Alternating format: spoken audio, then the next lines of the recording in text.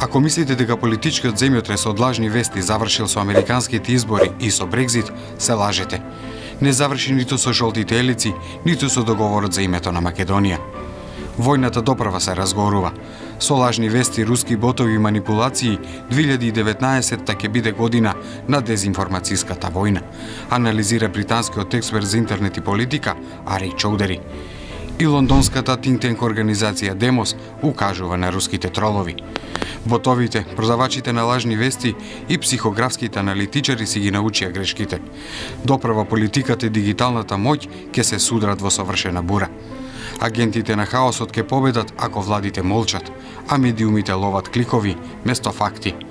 Постојано читаме лажни вести, вели Илија Џугуманов, од Евроатлантскиот совет на Македонија, а граѓаните во Македонија ниту се медиумски доволно писмени, ниту имаат алатки да препознаат лажни вести. Работите мора да се сменат.